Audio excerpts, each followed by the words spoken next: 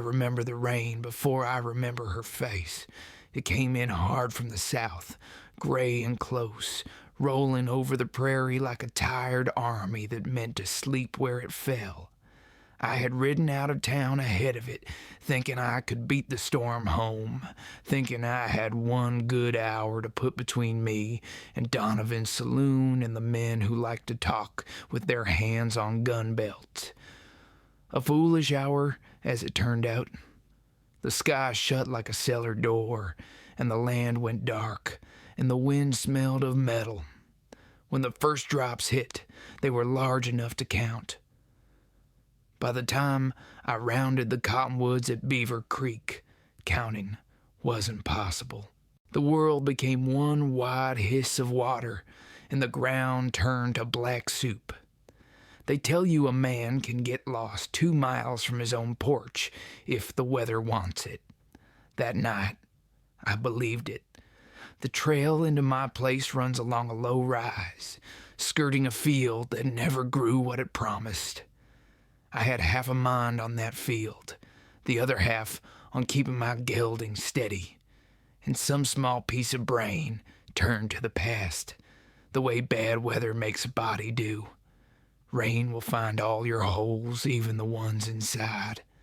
I thought of the row of stones behind the barn, names the wind has almost taken, a boy, a woman, 2 infants who never took to the air here.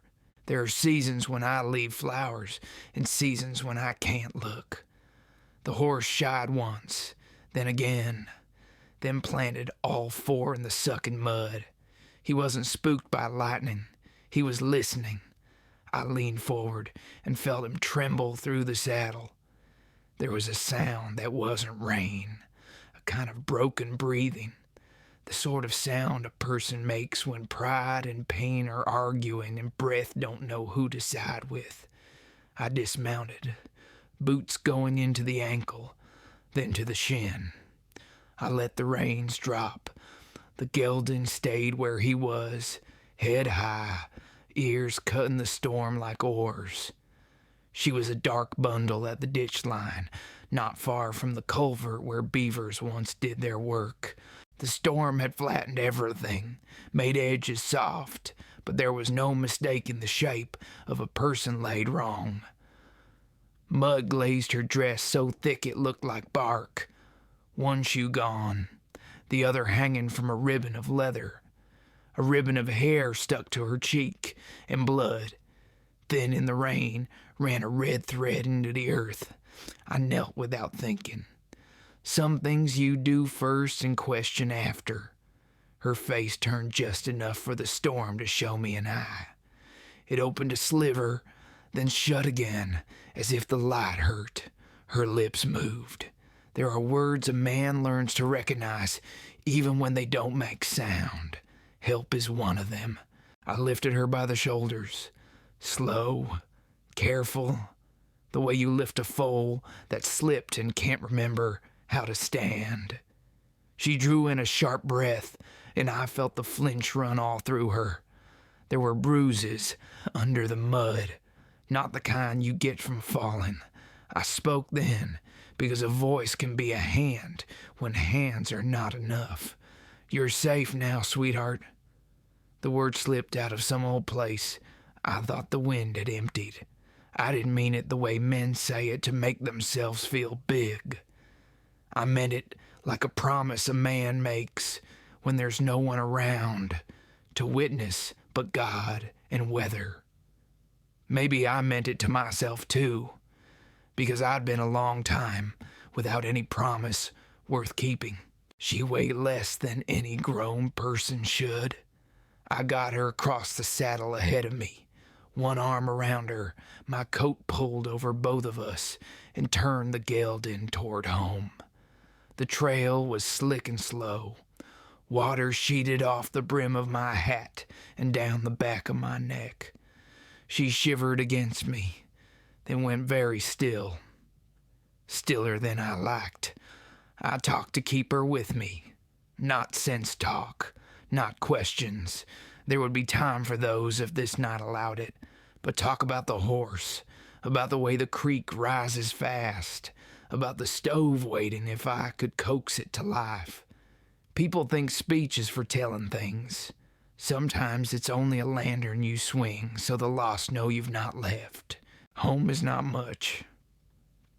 A cabin I added to when hope was taller, a lean-to, a barn that complains in a high wind. There's a bell on the porch I rang once when I thought company might come. I haven't rung it in 3 years. That night, I would have rung it for the dead to wake if it meant another set of hands. But there was no one. There has not been anyone for a long while. I slid down, got her off the horse. She cried out once, a sound like a tear on dry skin, then shouldered the door with her weight in my arms and the storm trying to follow us in. The smell of wet wood and cold iron. The room held its breath the way empty rooms do when something living crosses their floor. I laid her on the bed I usually don't sleep in.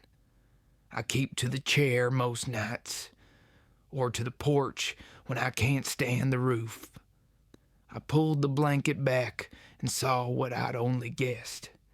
Finger marks, old and fresh, blooming up the arms, across the ribs, along the throat, where a man who didn't believe in God had put his hand. I have been a soldier, and I have been the kind of man who drinks to forget what soldiering turns you into. I have seen bodies torn open for reasons that didn't last the hour. There's a quiet that comes with that, and it rose in me now. Not rage. Rage runs fast and dies quick. This was slower, like a gear engaging. She tried to sit, failed. Her eyes found me again, green under the lamplight I finally coaxed from a match. They were bright in that way. Pain makes eyes bright, as if the soul steps closer to the window to see who's come. Water, she said, or maybe she only let the shape of it touch her mouth. I brought the tin cup and wet her lips, then her throat. She took a swallow and coughed. There was apology in it. People who have been made to suffer apologize for needing help. It's a habit branded deep. I set the cup down and shook my head. No. One word, steady. She stopped apologizing. I warmed a rag by the stove and began to work the mud away. There is a way to do it without stealing modesty from a person, even in a room as small as mine, even with the rain, thunder, and judgment on the roof. I did it that way. I spoke her clean in places my hands couldn't go. Where I touched, I made it a task. Where I didn't, I gave her the blanket and my turn back. You learn things living alone. Respect is a kind of furniture you keep polished for the day someone needs to sit. She slept in fits. Each time her breath took on that clipped, frightened shape, I talked again. About weather clearing by morning. About Sunday biscuits I know how to ruin only half the time. About the cottonwoods on the creek that turn corn yellow in October. Each leaf a small sun on its way to ground. I told her my name because it felt wrong that the room knew it and she did not. Sam Yates. She didn't give me hers. That was fine. Names can wait. Safety cannot. Sometime in the middle hours, the storm began to tire. A steady drip replaced its anger. The stove talked to itself. The horse stamped once, twice, and grew quiet. I sat in the chair I don't sleep in and let the slow ache build in my back and the slower ache turn in my chest, the one that never quite leaves. I watched her breathe. When she woke next, the light in the window had the thin, poor look of nearly morning. She turned her head a fraction and studied me as if she were deciding whether I was part of the danger or part of the weather that had passed. Am I in your house? The voice was raw, but it held. There was a stubborn spine under the rawness. I liked that. It meant whatever had been done to her hadn't reached the bedrock. "You are," I said, "nah, for as long as you need." She watched the stove, the table, the peg with my hat, the door, tallying exits, weighing trust. Maybe I imagined it, but I saw her count the chair between us, and I didn't move, because it mattered that I didn't. After a while, she nodded once, as men nod at terms of a deal neither likes, but both can live with. "My name," she said, and stopped, and started again, building it like a fence one post at a time. "Harriet James." There are names that map themselves onto a land you think you own. That one did. James. I had known a James once, a man with hands like cedar roots, a laugh that roughed the air, a parcel up near the North Bend where the grass keeps greenness longer. He'd come to town with a daughter whose hair took to the sun, but that was a different season. I didn't ask then. I let the names settle in me the way rain settles the dust. "Are you hungry, Miss James?" I said. I can manage eggs, if the hens forgave the weather." She almost smiled, not at the eggs, at the courtesy, the smallest rope tossed across a big river. Then she said a thing that told me where the trail ahead might go and how long and stony it would be. "I need to stand," she said. "I need to see if I still can." "Take your time," I told her. "Around here, time's the one thing we ain't short on." It was a lie I wished into truth as I said it. Out here, time runs like water into sand.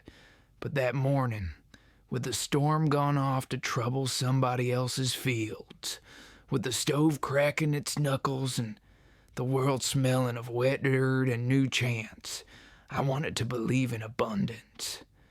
I wanted to believe it for both of us. She gathered herself. Pain crowds a face in a way you come to read like weather, and swung her legs over the edge. I stood only when she did, not before. Her feet touched the floor. She wobbled, found a line. She looked at me again, and for the first time her eyes were not the bright of pain alone. Something like measuring lived there, something like the beginning of trust. That is how it began. Not with thunder, though there was thunder. Not with gunfire, though the echo of it lay in both our bones. It began with rain, mud, and the small courage of a woman standing in a stranger's house, while the old world washed itself thin outside. I have seen more beautiful mornings. I have seen brighter. I have not seen many truer. By the second morning, the creek had shrunk back into its bed, and the prairie wore a thin silver mist that caught on every blade of grass. The world smelled washed and half asleep, as if it wasn't sure it wanted another day. Harriet sat near the window with one of my blankets wrapped around her shoulders, the light showing more of her face than I had seen before. The bruises were turning from the black of wet coal to the yellow of fading storms. She looked better, but better is a long road when you've been torn from yourself. I'd brewed coffee too strong, the way I always did when I didn't want to think. She sipped it without complaint. Her fingers still shook a little, but she held the cup steady enough to make me proud, though she didn't owe me that. I was cutting wood for the stove when she spoke, her voice quiet and dry, the way leaves talk when the wind is almost gone. "You didn't ask what happened," she said. "I figured you'd tell me if you wanted to," I replied. "And if you didn't, the silence wouldn't make me any poorer." That seemed to land well enough. She nodded, eyes on the steam rising from her cup. A long minute passed before she said, "It was the Donovan boys and a man named Blackwell." I didn't move the knife. I just let the wood split in my hands, the sound sharp in the room. Blackwell runs cattle north of town, I said. Owns half the valley, or claims to. He wants more, she said almost to herself. My father died 3 winters back. We had land he'd bought from the government, paperwork and all. Blackwell said the deed wasn't worth what it was written on. Sent men to show me how wrong I was. The air seemed to grow heavier. I knew what she meant without asking. Men who work for men like Blackwell don't just deliver messages, they leave reminders. You got kin still living? I asked. She shook her head. Just the land, or what's left of it. I looked through the window then at the line where the mist burned off into sun. A man can see the same horizon every morning and think it's unchanging, but it moves a little each day, closer, farther, depending on what he's lost. You plan on going back? I asked. I have to, she said. Her tone wasn't stubborn so much as inevitable. It's all I have. That's when I felt the first pull. Something more than pity, more than duty. I recognize that kind of fight. The quiet kind that lives under your ribs and doesn't ask permission. I'd carried it once, long ago, and failed it. Maybe that's why I didn't try to stop her. You'll need to rest a few more days, I said. The trail's mean even when it's dry. I won't trouble you long. You ain't troubling me, I said, but she didn't answer. She went back to staring through the window, and I went back to pretending the wood needed splitting. Later that day, when the sun was strong enough to dry the mud from the door, I found her outside, sitting on the porch step, bare feet in the light. She was looking at the horse, like he was a creature from some lost world. He's a good horse, gray with a white star, patient as river rock. I named him Harlan, though I couldn't recall why. He's beautiful, she said. He knows it, I replied. Makes him hard to argue with. That earned the first real smile. It wasn't wide, but it lived all the way to her eyes. The kind that makes a man forget how long he's been talking to ghosts. We didn't speak of the beating again that day. She asked about the land, the seasons, how long I'd been here. I told her pieces. A range hand once, a soldier once, a husband once. The rest she didn't press for, and I didn't offer. Some stories are better in outline, like mountains you see only at dusk that night after the lamps were out and the coyotes began their far-away crying. I sat by the door, listening. The sound of the prairie at night is a kind of breathing. It fills the space between what you remember and what you fear. She stirred in the bed once or twice, murmured something I couldn't catch, then grew quiet again. I thought about how easy it is to forget that safety isn't a permanent thing. It's borrowed, like warmth from a dying fire. By morning, she was already awake, rolling the sleeves of one of my shirts she'd borrowed. She'd found my brush and was taming her hair by the window. The sight struck me in a way I couldn't name. Ordinary things can do that when you've been without them too long. You got plans for breakfast? She asked.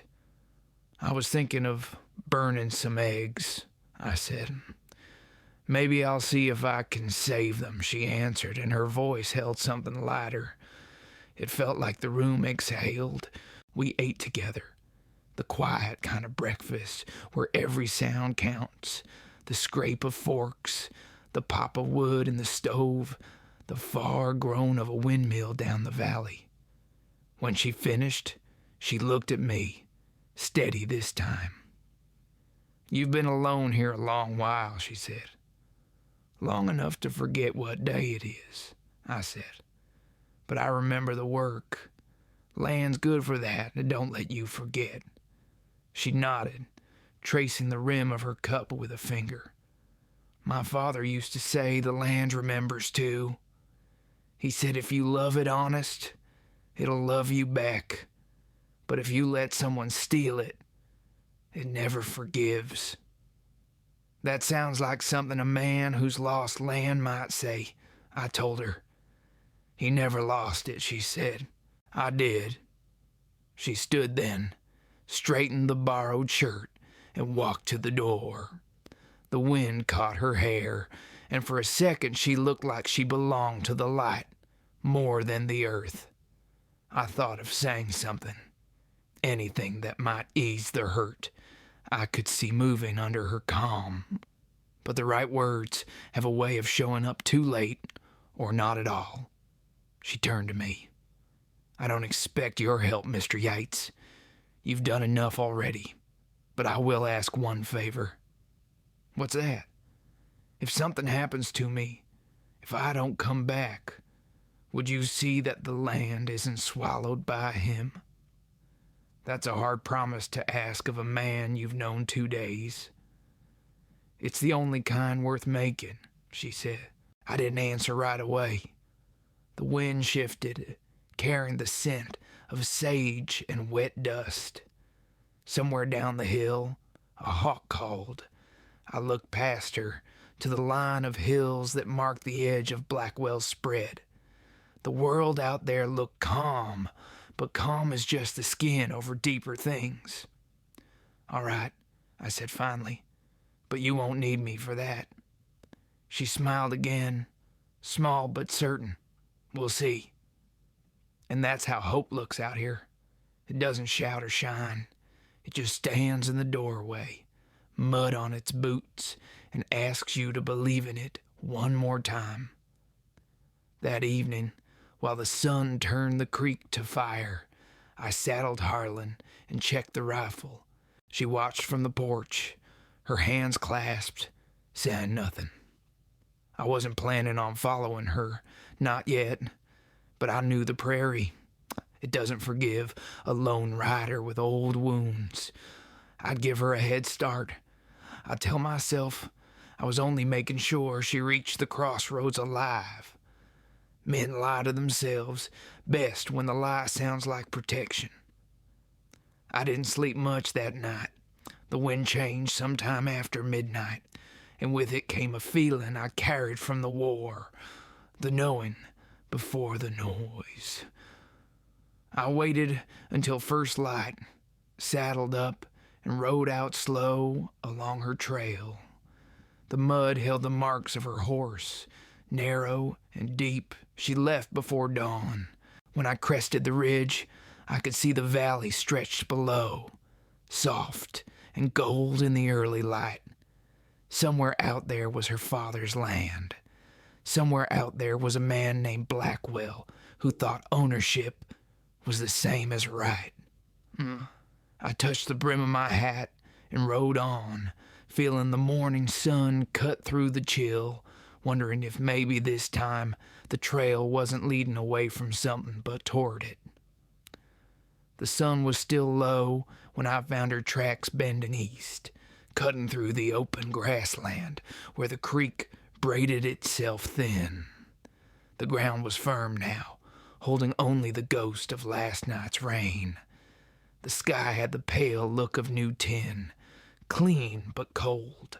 I rode slow, letting Harlan pick his way. When you follow a person you care to find, haste can blind you quicker than dust. There's a rhythm to the land out here. The ridges breathe with wind. The cottonwoods hum. Even the silence moves. It's an old song, older than the fences that scar it now. I listened to it the way a man listens to his own heart, mostly to see if it's still beating. Every hoofbeat was an answer I half trusted. By mid-morning, I spotted her, a dark figure moving along the fence line that split my world from Blackwell's. She wasn't riding steady. The horse limped, and she kept looking back, not out of fear, but memory. I called her name once. She didn't turn, so I let her find her own pace. Some reckon you can save a person by riding ahead and clearing their path, but that's not true. The saving comes when you ride beside them, quiet, letting them believe it's their own legs carrying them forward. She saw me near noon when the wind shifted and carried the sound of my horse. I expected anger or relief, maybe both. What I got was neither. She just stopped, waited until I came even with her, and said, "You shouldn't be here." "I've been told that before," I said. "Mostly by people I should have ignored." Her jaw tightened, but she didn't push it. "I'm going home, Sam. I can't ask you to risk your neck."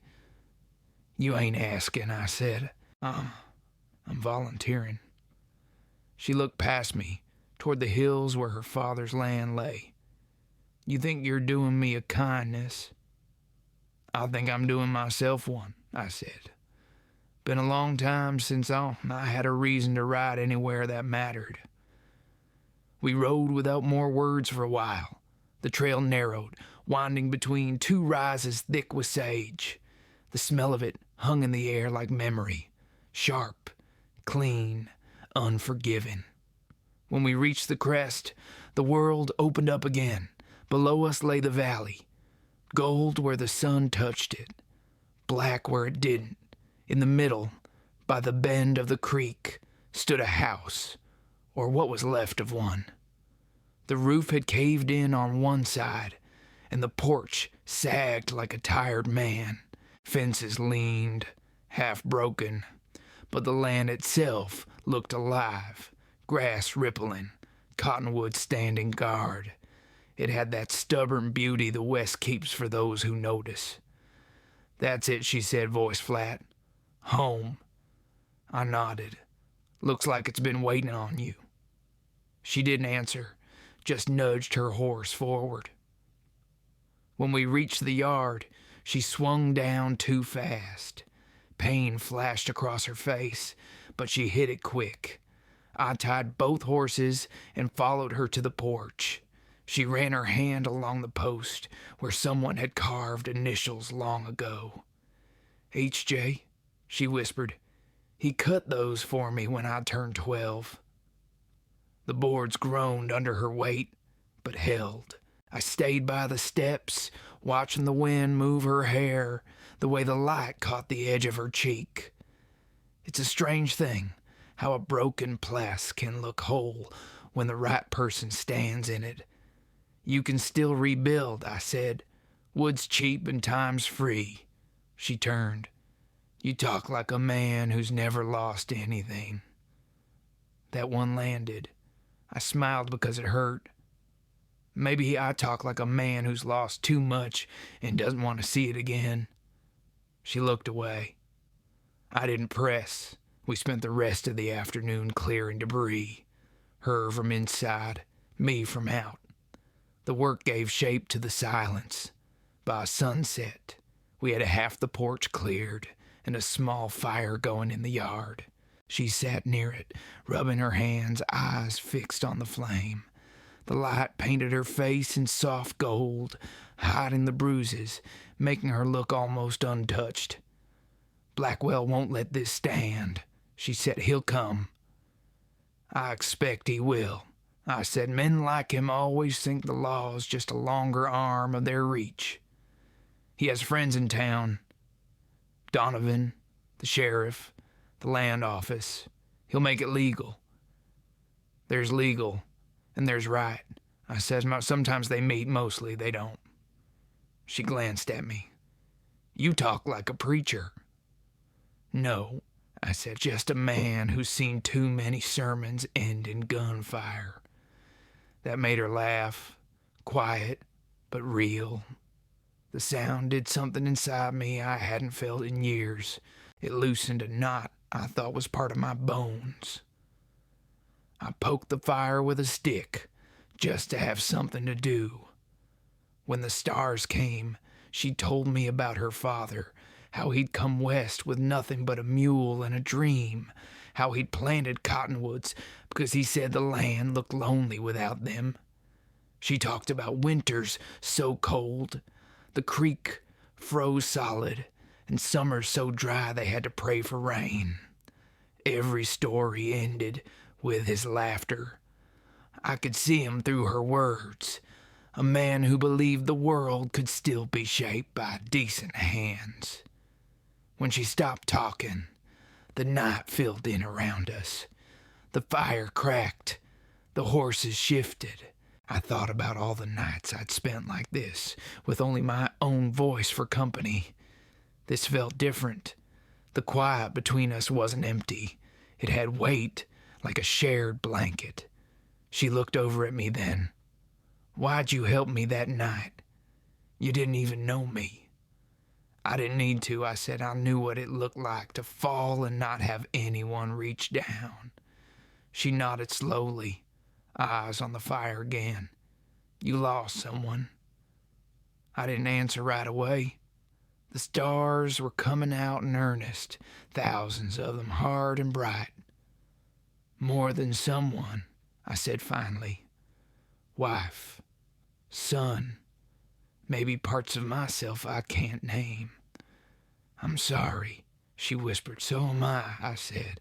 "But sorry's a thin blanket out here." So she didn't speak again for a long time. When she did, her voice had softened. "Then maybe this place can be more than what he tried to take. Maybe it can give back something for both of us." I looked at her, the firelight trembling on her face, and for a moment I saw it, the faint, impossible outline of a life not yet lived. A house repaired, a garden, laughter, the kind of small peace men like me stopped believing in. I didn't reach for it, just let it flicker there between us, fragile as flame. "I'll stay through harvest," I said. "After that we'll see." She smiled, tired but sure. "After harvest, then." When the wind rose later that night, it carried the smell of rain far off. I lay awake, listening to it coming. Somewhere between the heartbeats, I realized the storm inside me wasn't the kind that passed. Morning broke quiet, the kind of quiet that makes a man cautious. The air was still, holding the last of the night's chill, and the horizon wore a thin stripe of red. Harriet was already outside, her hair pinned up, sleeves rolled, a shovel in her hands. She was digging along the edge of the yard where the fence had given way, moving with the slow determination of someone reclaiming a piece of themselves 1 inch at a time. I watched from the porch a while before joining her. She didn't look up when I came near, just said, "You ever notice how the earth remembers where things used to be?" "Can't say I have," I said. "It does," she murmured. "You dig long enough, you'll find the outline of every post, every root, every seed that tried and failed. My father said the land never forgets effort, even when it fails." "That sounds like hope disguised as wisdom," I said. She smiled faintly. "He had more hope than wisdom, but maybe that's what it takes to make anything grow." We worked without much talking. The ground was damp and heavy. She leaned on the shovel when her arms trembled, but never stopped. There was strength in her that wasn't about muscle. It was the kind that's hammered out of hurt. By midday, we'd righted half the fence and cleared the yard of rot. She insisted on fetching water from the creek, even though her steps were uneven. When she returned, she handed me a tin cup, the water trembling inside it like a secret too full to hold. "Thank you," I said. She shook her head. "You don't have to thank me for work that's mine." "Maybe I'm thanking you for doing it anyway," I said. That made her laugh, softly, a sound like something half forgotten, the kind of laugh that fits better in memory than in the moment. We rested under the cottonwoods. The leaves whispered above us, silver on one side, green on the other, turning in the mild wind. She leaned back against the trunk and closed her eyes. When I was little, I used to think the wind was the voice of the dead, she said. My father told me it was just the trees talking to God. I tipped my hat against the sun. Maybe they're both right. Maybe, she said. Either way, it listens better than people do. The day stretched long, slow as honey. When evening came, she cooked while I mended the bridle. The smell of cornbread and beans filled the cabin. I'd forgotten what that kind of comfort felt like. When we ate, the talk was easy. Half nonsense, half story. She asked about the war once. Careful, the way someone touches a scar to see if it's healed. Most of it's mud and noise, I said.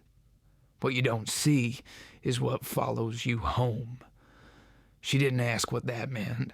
She just nodded, as if she already knew. After supper, I walked down to the creek. The water moved slow, catching the last light. Harriet followed a few steps behind, barefoot, her skirt brushing the grass. She stood beside me, arms crossed against the evening chill. He used to stand right here, she said, looking at the far bank. Said this spot was the heart of the land. Your father? I asked. She nodded. He'd wait for the sun to drop. Said you can tell the truth about a place by how it holds the dying light. I looked across the water. The sky was bleeding orange into violet, the reflection trembling in the current. Then he chose well, I said. We stood there a long time. The sound of the creek filled the spaces between our thoughts. The prairie smelled of rain coming again, distant but certain. She spoke first. You think a man like Blackwell ever sees this? See it maybe, I said. You feel it? No. Men like him only know what they can take. And men like you, she asked quietly. I used to be one of them, Mom, I said. Not for land, but for pride. Pride's worse. You can't fence it in, and it don't feed you. She looked at me then. Really looked, her eyes steady. And what feeds you now? I thought about lying, saying something simple, but truth seemed the only thing worth sharing out there. I don't rightly know, I said. Maybe it's this. Fixing what's broken. Watching someone try again. The wind moved through the grass, soft and wide. She didn't speak, but I felt the weight of her gaze like warmth on my back. When she finally turned toward the cabin, I followed. The lamp inside cast gold light through the cracks, and for the first time in years, I wasn't dreading the dark. We sat by the fire after the dishes were done. She was sewing something, an old shirt of mine that had given up on its seams. I watched her hands move, small and precise, and thought how peace never arrives with fanfare. It just sits down quietly, waiting to be noticed. You ever wonder, she said without looking up, why some people can hurt so easy and still find the will to start again? All the time, I said, but maybe it's the only choice we get. She tied off the last stitch, bit the thread clean, and smiled faintly. You talk like someone who still believes in choices. I believe in what I can hold, I said. No, a good horse, a steady fire, maybe one honest day after another. She folded the shirt and laid it on the table. Then I hope I'm not making things too complicated for you. You're making them different, I said. Complicated's worth the trouble. She looked at me a moment, searching, maybe for truth, maybe for something she hadn't dared to hope. I'll take that, she said softly. Later, when she'd gone to bed, I stepped outside. The stars were out full, clear and close the way they only get in country like this. I sat on the porch, rolling a cigarette I didn't light, just holding it between my fingers. The world was quiet, except for the slow pulse of crickets. I thought of her asleep inside, the sound of her breathing soft through the door. I thought of the land, the creek, the vents mended, and the fire still glowing in the hearth. I told myself I was here to help her reclaim what was hers, but standing there, I knew better. The truth was simpler, smaller, harder. I was trying to reclaim what was mine, too. The part of me that still believed in gentleness. The part the war hadn't burned away. The night went deep. A coyote called far off, answered by another. I leaned back against the post and let the sound carry me. The stars blurred. I don't know when sleep took me, only that I dreamed of rain again. Soft, endless, forgiving. And in the dream, she was there, walking through it, not afraid.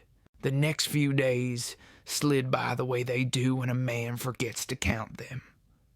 We rose with the light, worked the ground, mended what we could, and let the hours fall behind us. The air had turned warmer, the kind of warmth that makes a person believe the world might forgive them if they ask, quiet enough. Harriet had color back in her face, and her steps no longer wavered. She still favored her right side sometimes, but she hid it like a secret she didn't want Pity to find. I'd begun fixing the roof one morning when I heard her singing. Not loud, just a thread of sound carried on the wind from the garden she'd started near the fence. It wasn't a tune I knew, and maybe it wasn't a song at all, just a hum to keep rhythm with her hands in the soil. But it filled the air in a way that felt holy. For a moment, I forgot about the war, the graves, the years alone. There was only her voice, the smell of turned earth, and the hammer resting in my palm like it had never been meant for violence. That night, we ate by the open door. The world outside was all gold dust and the low drone of crickets. Harriet passed me a plate and said, "You're quieter than usual." "I didn't know I had a usual," I said. "You do," she answered, smiling.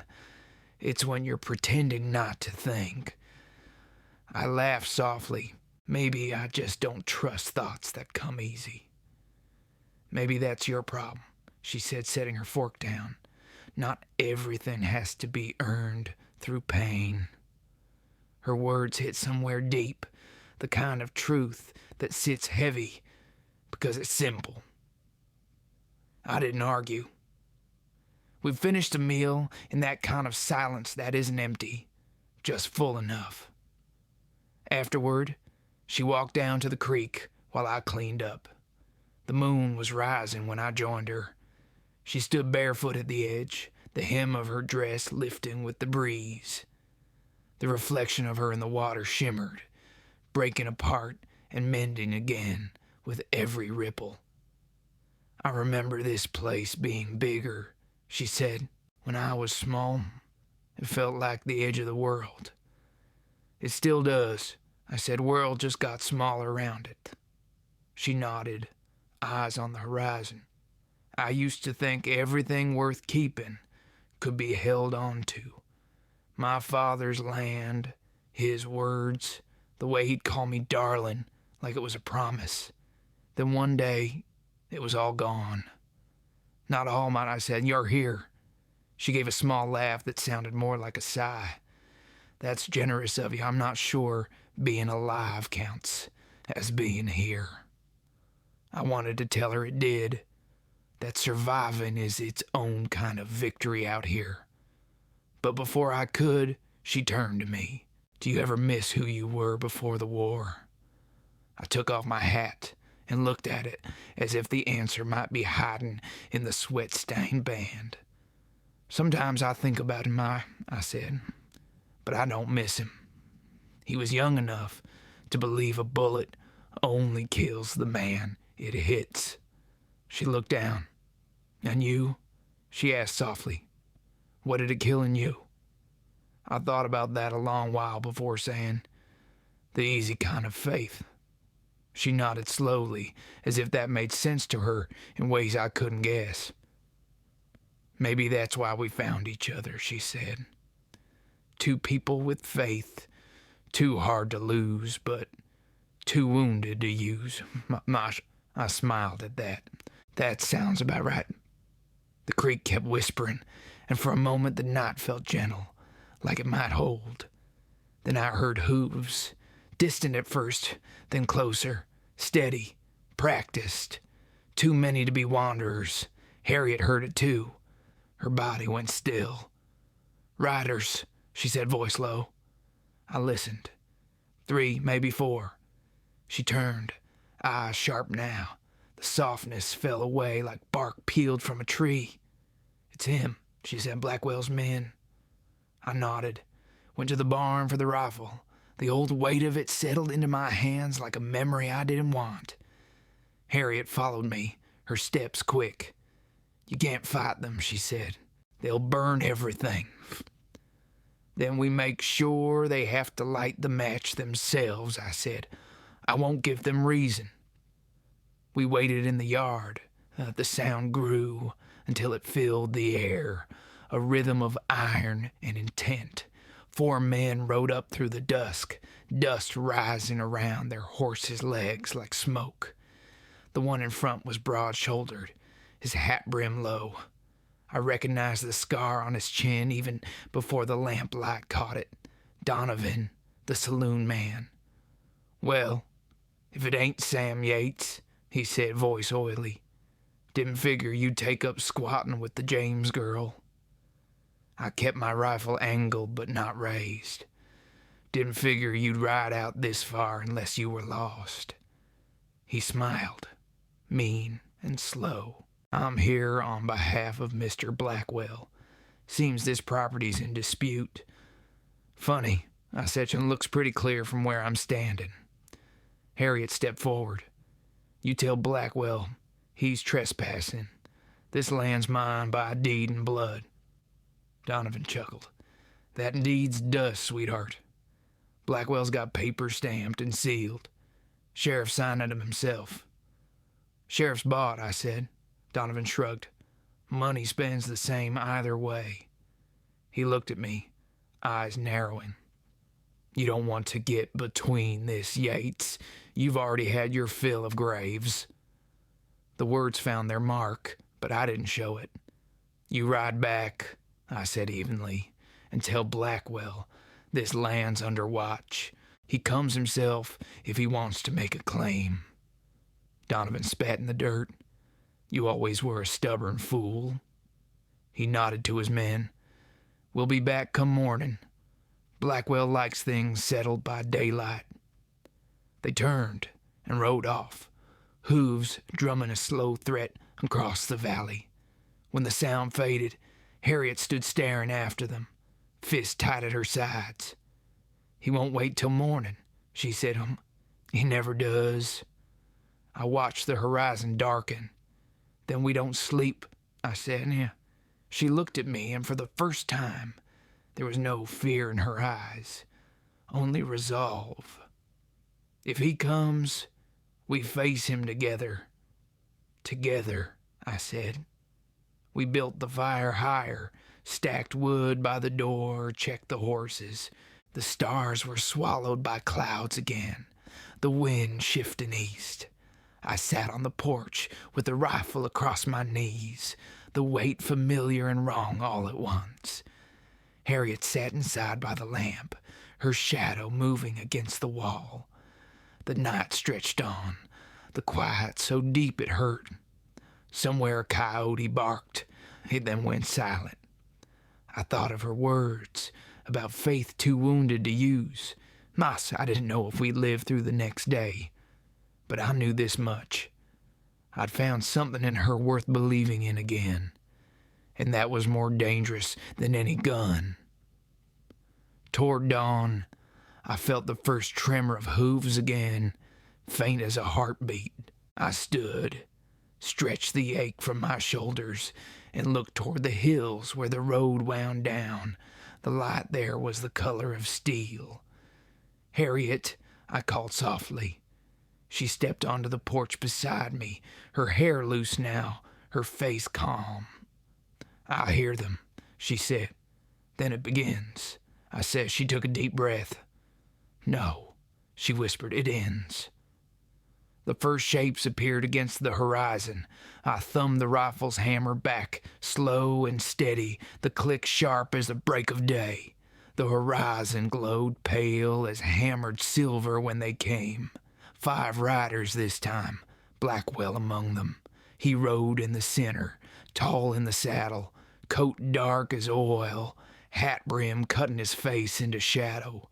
The men around him were younger, rough in that careless way hired guns get when they think the world owes them fear. They didn't hurry. They rode like men certain of their outcome.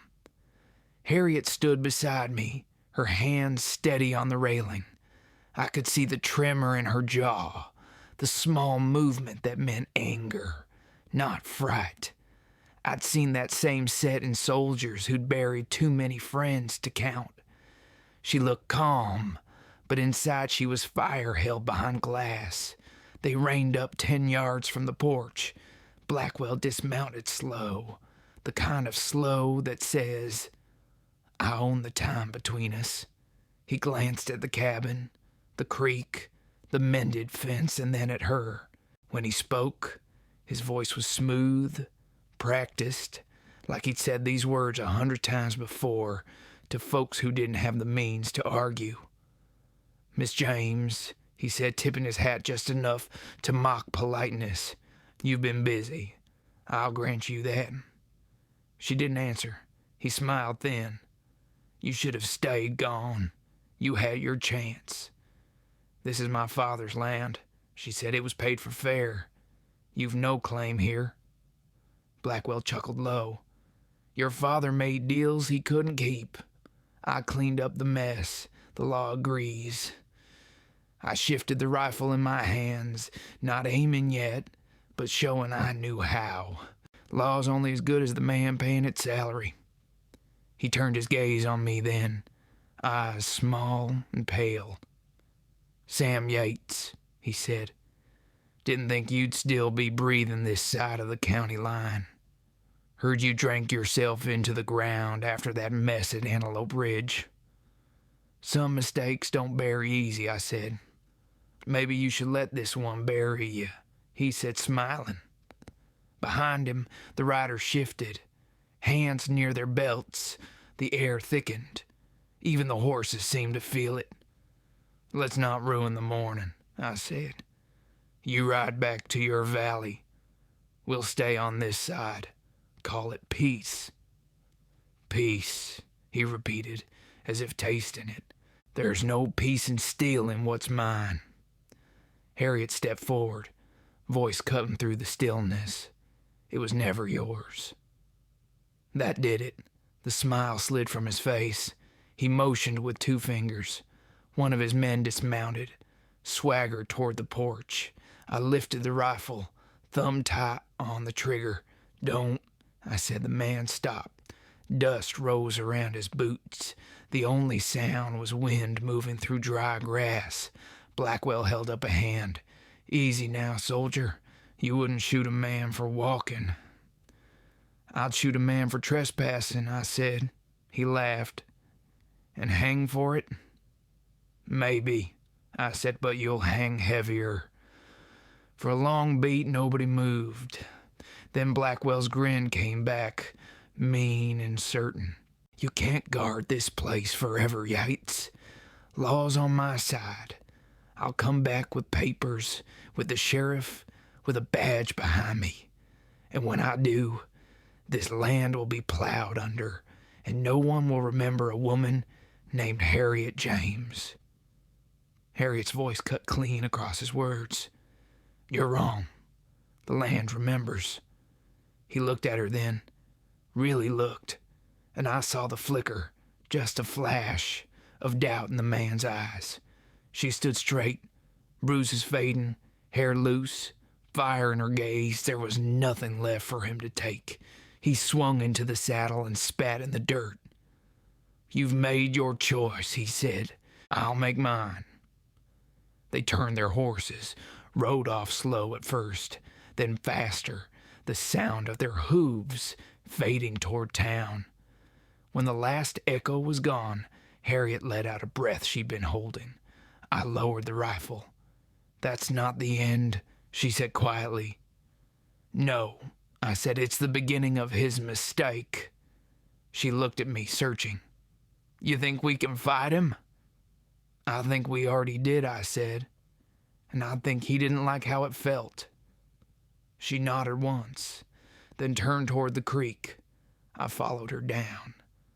The sun was higher now, spilling over the hills. The water caught it, throwing gold across our faces. She knelt, cupped her hands, let the water fall through her fingers. "He'll come again," she said. "He will," I said. "But we won't be alone when he does." She looked at me. "You mean the law?" "I mean the truth," I said, "and maybe a few good men who remember what that word means." We spent the next days gathering proof. The old deed, letters, tax receipts her father had kept in a tin box under the porch. Harriet wrote out a statement, her handwriting steady, though her hands still carried scars. I rode to town at dusk, found the telegraph clerk Monroe, a friend from the war, and sent copies to Cheyenne, to the territorial marshal's office. When I got back, Harriet was on the porch, lantern burning beside her. She looked tired, but not beaten. "You think they'll listen?" she asked. "They will," I said. "Cheyenne don't owe Blackwell favors. If the papers are real, he's in trouble.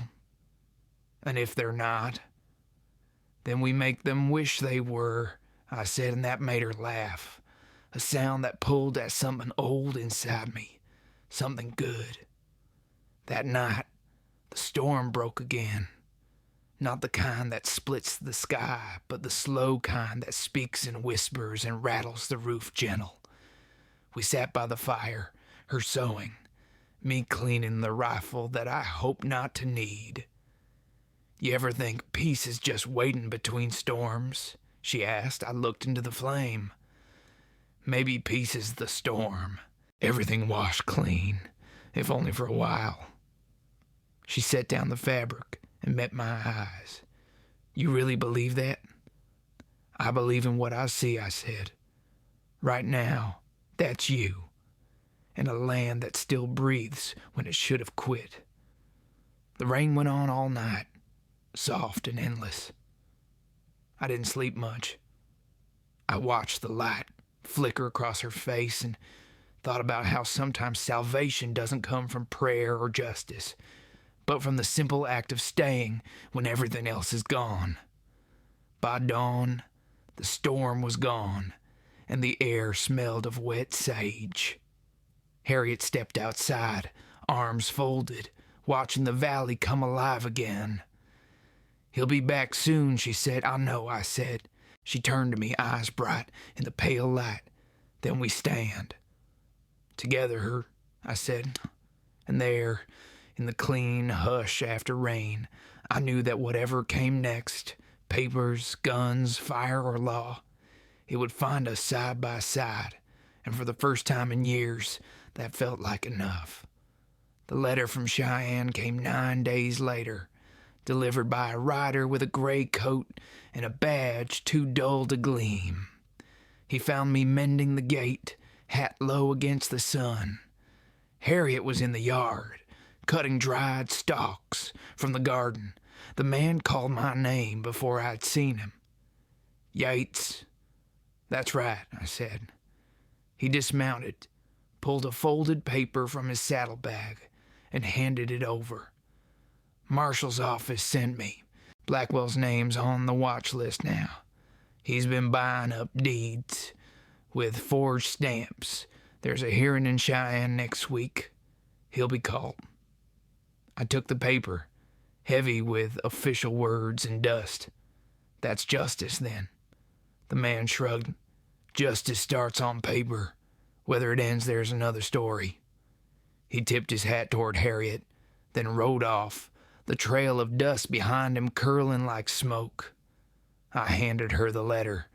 She read it slow, lips moving over the words, eyes bright with a hope she didn't dare call real. Do you think he'll show? Men like him always think they can talk their way out of sin, I said. He'll come. Pride makes poor sense of danger. She folded the paper and pressed it to her chest. My father would have said the same. That night, we sat by the porch fire, the sound of crickets and the steady hum of frogs near the creek. All the air had a stillness to it, the kind that comes before something breaks. Harriet was quiet, turning the folded paper over and over in her hands. I could see the weight of years easing, if only slightly. Funny, she said after a while. I thought I'd feel peace when it came to this, but all I feel is tired. You fought a long fight, I said. Peace don't come soft. It's earned with bruises. She smiled faintly, but her eyes didn't match. And you? What did you earn? I thought about it. Maybe the right to sit still, I said. Or maybe just the right to start over. She turned her gaze toward the fire. You ever think of leaving this place, Sam? I did once, I said. But the road always leads back to where you stopped running. Seems I've reached that place. She nodded. The silence that followed wasn't awkward. It was full, like the pause before a song's last note. When the wind shifted later, it carried the faint scent of smoke, sharp and wrong. Harriet smelled it too. She stood, eyes narrowing toward the north. Do you smell that? I did. Smoke, I said, dry kind. We ran to the hill behind the cabin. From there we could see a thin line of gray rising over the next ridge, curling against the dusk. It wasn't big yet, but fire on the plains doesn't need size to be trouble. Could be lightning, she said, though there'd been no storm. Could be, I said, or it could be him. She didn't ask which one I believed. We both knew. By the time night came, the glow was brighter, orange, leaking through the trees. I saddled Harlan, checked the rifle, and told her to stay close. She didn't argue, just tied her hair back and grabbed a bucket from the porch. When we reached the ridge, I saw the truth of it. The old barn on her father's north pasture was burning, flames climbing fast, the night red and alive with heat. The fire moved like a living thing, crackling with intent. Harriet's hand found my arm. That was my father's first barn, she said softly. He built it himself. I know, I said. There was movement on the far side of the flames, shapes on horseback. I raised the rifle, but they were too far, silhouettes against firelight. One of them turned long enough for the light to catch a face I didn't need to see twice. Blackwell. He rode slow, watching his work burn, then turned toward the valley road and disappeared into the dark. Harriet stood beside me, the fire reflected in her eyes. He's not afraid, she said. He will be, I said. He just doesn't know it yet. We worked the rest of the night, carrying water from the creek, beating the smaller flames with wet blankets. By dawn, the barn was gone, but the fire hadn't crossed the field. Smoke hung low and ash floated in the air like snow that didn't know where to fall. Harriet stood in the blackened grass, face streaked with soot, her hands trembling only when she thought I wasn't looking. I walked up beside her. "He's making his last play," I said. "When a man starts burning what he can't own, he's already lost it." She didn't answer. She just knelt, scooping a handful of dirt and ash, letting it run through her fingers. "He took enough," she whispered. "No more." We rode to town 2 days later. Cheyenne had sent a marshal named Davis, a man built like the plains themselves, tall, quiet, and patient. He listened while Harriet told her story, her voice steady as a prayer. When she finished, he said only, "We'll handle it. You both stay clear." But we didn't. That night, word came that Blackwell was leaving, headed south, papers and money in hand. The marshal wanted time to gather warrants. Harriet wanted time for nothing. "I can't let him go," she said, "not after all he's done." "You've done enough," I told her. "Justice is coming." She looked at me, and there was something in her eyes I hadn't seen before, a kind of calm that comes when a person decides who they are. "Justice is too slow for ghosts," she said, "and I'm done living with them." I knew then I couldn't stop her. Maybe I didn't want to. Oh, when we left town, the sun was sinking behind the hills. The wind had the sharp bite of change. She rode ahead, straight-backed, her hair catching the last of the light. I followed, not as her guard, not as her savior, but as a man who'd finally found something worth standing beside. The road south wound through the dry valleys, dust rising around the horse's legs. Somewhere out there, Blackwell rode with his false deeds and his borrowed power, thinking the world would bend one more time to his will. He didn't yet know the land itself was done with him. We found him near dusk on the edge of the salt flats, where the land goes flat and colorless and the wind has the bite of iron. Blackwell had made camp beside a dying cottonwood, his fire small, his horse tethered close. From the ridge we could see him sitting with his back to the flames, shoulders loose, like a man who'd stopped believing anyone would follow. Harriet reined in beside me, her face half shadow, half resolve. "He looks smaller," she said quietly. "They all do when the world catches up," I said. We waited until the light fell lower, the sky bruised with violet. I could see the edge of her hands trembling against the reins, but her eyes stayed fixed. "He'll try to talk," I said. "He always does. Don't let him make you doubt." "I'm past doubting," she said. We rode down slow. Blackwell turned at the sound, his hand hovering near his pistol. When he saw who it was, he grinned that old wolf grin. "Well now," he said, "well, I didn't figure you for the chasing kind, Miss James. Thought you'd be home praying for rain." "I've prayed enough," she said. "Now I'm collecting." He stood dusting his coat. "If you come for the deed, you can have it.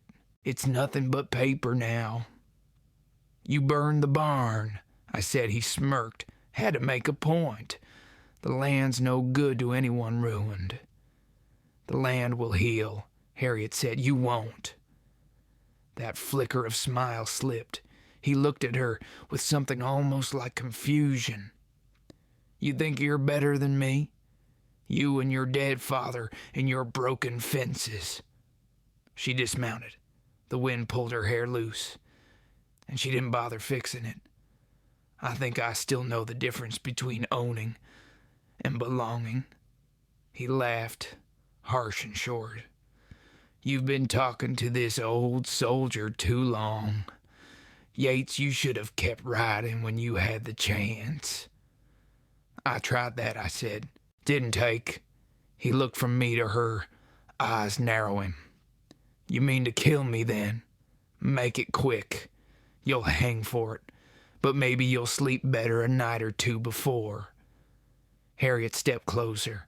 The space between them felt tight, alive. "I came to watch you fall," she said.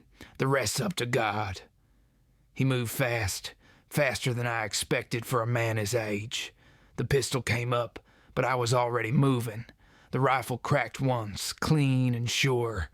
The echo rolled across the flats like thunder looking for rain. Blackwell staggered, dropped the gun, and fell to his knees. The wind caught his coat, flared it out like wings. For a moment, he looked more surprised than hurt. "You," he started, but the rest didn't come. He fell forward, dust rising around him. Harriet didn't move.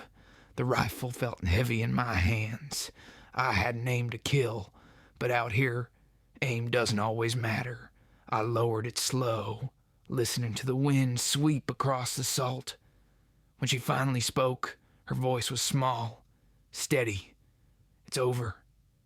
"Yeah," I said, "it's over."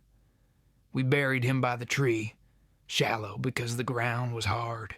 She said no words, and I didn't either. There are things the wind can say better than a man. When it was done, she stood a long time looking down.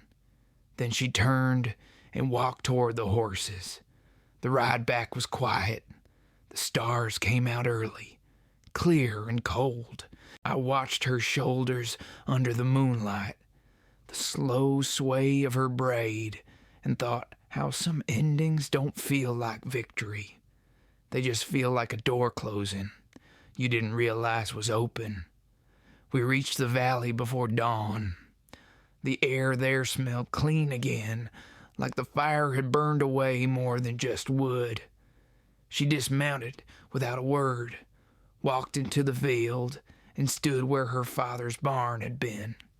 I joined her, boots sinking in the soft ash.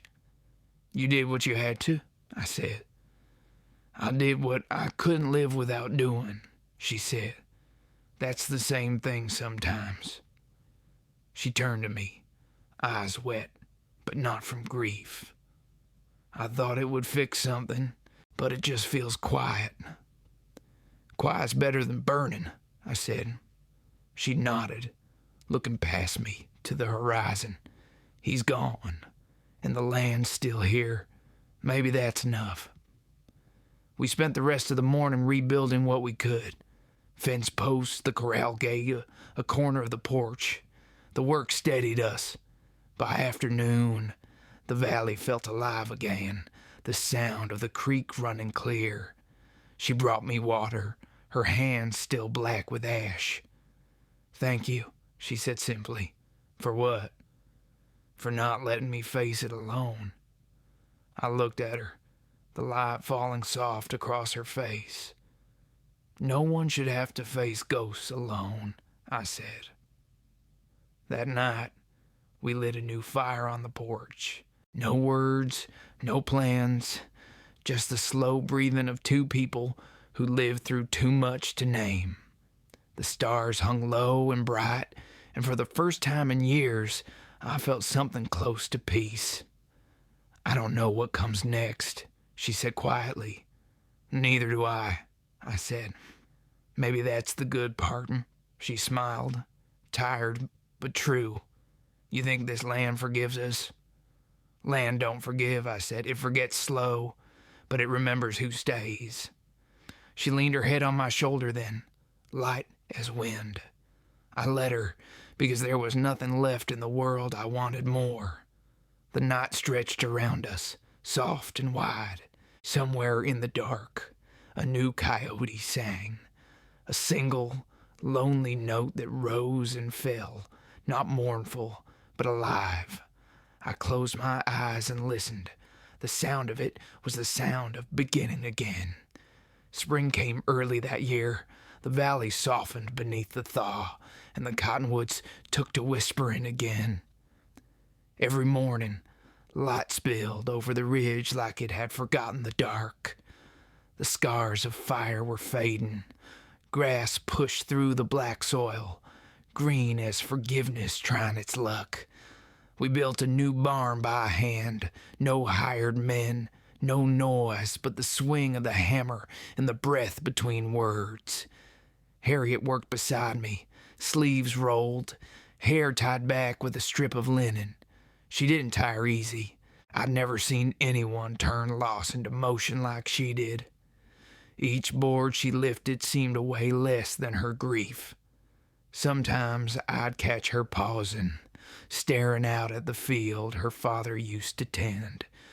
She'd stand there quiet, one hand shading her eyes, and I knew she was talking to him in her mind, not asking for anything, just keeping company with memory. I didn't interrupt. Out here you learn not to crowd silence. When the walls were up, I carved her initials into the beam above the door. HJ, just like her father had done years before.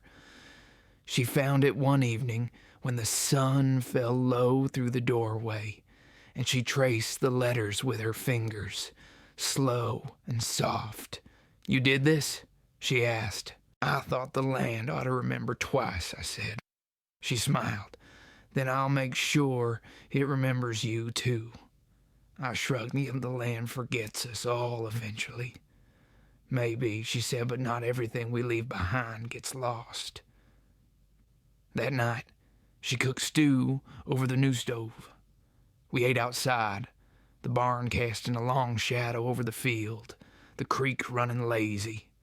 The air carried the first hum of spring insects. It felt like the world was coming back from something. After supper, she leaned against the porch rail, cup of coffee in hand. "I keep waiting for the feeling to come," she said. "What feeling?" "That it's over."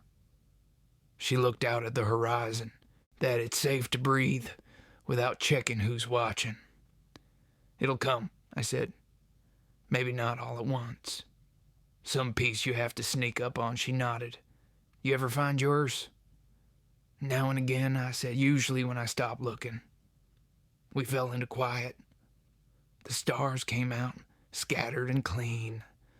I remembered the way the battlefield had looked years ago, how even after the smoke cleared, the earth seemed to tremble with what it had seen. The land never forgets effort. I understood that now. Over the next weeks, life settled into rhythm. Harriet planted a patch of beans by the creek, and I took to fixing fences for neighbors who still remembered the war by the limp in their stride. Word of Blackwell's death spread fast, but quiet. Folks said he ran south and never came back. The marshal sent for me once to testify, but I never made the trip. Some stories don't need retelling. One evening, I found Harriet sitting on the porch steps, her hands resting on her lap, a letter open beside her. The look on her face was soft and far away. "It's from Cheyenne," she said. "They settled the claim. The land's mine again, official, stamped and sealed." I sat beside her. "Then it's done." She nodded. "I thought I'd feel free, but all I feel is tired." "That's freedom too," I said, "being tired without fear." She smiled faintly. "You always find the right words when I least expect them." I just tell the truth, slow enough for it to sound wise. That made her laugh. She leaned her shoulder against mine, light as the evening wind. "You ever think of leaving, Sam?" I looked out at the horizon where the land went gold into blue. "Not anymore," I said, "there's enough road behind me to last a lifetime." She was quiet for a moment. "Then maybe you should stay." "Here?" I asked. "Here," she said, "the land's big enough for two ghosts learning how to live again." I turned to her. "You calling me a ghost?" She grinned. "A rare thing. Aren't we both?" I couldn't argue, so I didn't. In the days that followed, it became habit. Working together, eating together, speaking less because we didn't need to. One evening, I found her sitting at the creek, notebook in hand. She was writing something, brow furrowed, lips moving with the words she traced. "What's that?" I asked. "A letter," she said, "to my father. He won't read it, but maybe the wind will." I nodded. "You want me to leave you to it?" She shook her head. "You can stay." So I did. The sun sank slow, the water turned into gold. She read the letter aloud in a voice barely above the current, telling him the land was safe, that the house stood, that she'd met someone who helped her remember what kindness felt like. When she finished, she folded the paper and set it adrift. The creek took it, the current slow and certain, carrying it toward the horizon. She watched until it vanished. "He'd have liked you," she said. "I doubt that," I said. "No," she smiled. "He'd have known what kind of man you are. Quiet men with steady eyes. He used to say those were the ones who carried the West on their backs." I didn't have an answer for that, the kind of praise that humble doesn't sit easy with. I just touched the brim of my hat and looked out where the water turned silver under moonlight. That night, she didn't light the lamp. The stars were enough. The two of us sat by the open door, listening to the coyotes call in the distance. Somewhere inside, that sound was something like prayer. Lonely, yes, but honest. And I thought, if this is what rebuilding looks like, maybe it's not about the walls or the fences. Maybe it's just about standing still long enough for the heart to recognize home again. Summer settled over the valley like an old blanket, warm, faded, and heavy with memory. The cottonwoods had thickened their shade, and the air carried the sweetness of wild sage and cut hay. I'd grown used to waking with the sound of another person moving through the house, her light steps, the quiet rhythm of dishes, the way the door creaked when she let in the morning. There are some sounds a man learns to hold on to. They filled the spaces where loneliness used to echo. Harriet spent her mornings in the field now, the hem of her dress brushing the tops of green shoots. She'd hum sometimes, same tune maybe, maybe not, and I'd catch myself stopping mid-swing with the hammer just to listen. Funny how a small thing can anchor a man stronger than war or whiskey ever could. We finished the barn, then the porch, and then a small room off the back she called the library, though it held only 3 books and a broken chair she refused to throw away. Every nail, every board, every scar in the wood felt like a heartbeat. On some evenings we'd sit outside long after the sun slipped away, letting the night gather around us. She liked to talk then, about her father, about the woman she thought she might have been if life hadn't burned her so clean. I never tried to fix her words. Sometimes just listening is the most a man can give. One night, late July, the air turned cool for the first time in weeks. She was sitting on the porch rail, watching the fireflies rise from the grass. The light caught her hair, soft gold against the dark. "You ever think we were meant to meet that night?" she asked. I smiled. "I think the rain didn't give me much choice." "No," she said, still looking out. "I mean, do you think the world arranges these things? Puts 2 broken people in the same storm just to see if they'll stand?" I thought about that. "Maybe," I said, "or maybe storms just show us who's still out there." She turned then, eyes finding mine. "You think we're still out there, Sam?" "I reckon so," I said. "Least until the next storm." She smiled, faint and sure, then let it come. The wind shifted, carrying the smell of rain again. I remember thinking how life out here always circles back, rain to drought, flame to ash, lost to something that looks like love. Weeks later, a letter came addressed to both of us. The seal was Cheyenne's again. I broke it open by the porch light. The words were simple. The marshal had closed the case. The land was legally hers, recorded and final. There'd be no more disputes, no more claims.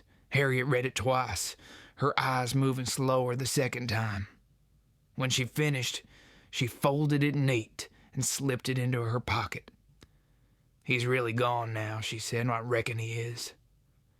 She looked at me then, long and quiet. "And what about you?" "Me? You said once you were just passing through, that you'd stop running but hadn't learned to stay." I stared out at the fields, the sky still holding the last of the light. "Oh, seems I learned," I said. She nodded. "Then maybe it's time to stop calling this my land." I looked at her, the question rising, but not needing to be asked. She smiled, slow, almost shy. "Maybe it's ours." I didn't say much after that. Words would have made it smaller than it was. I just reached for her hand, rough and warm from work, and she didn't pull away. The silence that followed was the kind that belongs to people who've stopped searching. As the weeks passed, the rhythm stayed. She'd write letters at the table, and I'd mend tools or fix what the wind broke. Some nights we'd dance slow on the porch to a tune only the crickets could hear. Other nights we'd just sit side by side and let the dark keep its promises. When autumn came, the cottonwoods turned gold again, and the air carried that quiet edge that tells you the year's about to fold. One evening, I found her down by the creek, staring at the water with both hands over her stomach, still and thoughtful. She turned when she heard me. There was a softness in her eyes I hadn't seen before, something both strong and fragile. "I was going to tell you," she said. "Tell me what?" She took my hand, placed it where hers had been. "There's life growing here again," she whispered. I couldn't speak for a while. The world tilted a little, the sound of the water, the wind through the grass, her heartbeat steady under my palm. "After everything," I said finally, "after all that loss." She smiled through tears. "Maybe this land isn't done forgiving after all." We stood there until the sun fell behind the ridge, the sky turning the color of copper and old hope. The creek murmured like it had secrets to keep. I thought of the long road that had led here, the rain, the mud, the guns, the silence, and how somehow, through all of it, we'd found a way to stay. That night, as we lay in the quiet, her hand in mine, I listened to the wind outside, soft and steady. It moved through the cottonwoods, whispering a song I couldn't quite make out, but didn't need to. It said everything worth knowing, that the world breaks and mends, that hearts can too, and that even a weary cowboy might find a home when he stops trying to outrun the storm. And for the first time in as long as I could remember, I slept easy. No ghosts, no war, no rain beating the roof. Just the sound of her breathing beside me in the land, finally still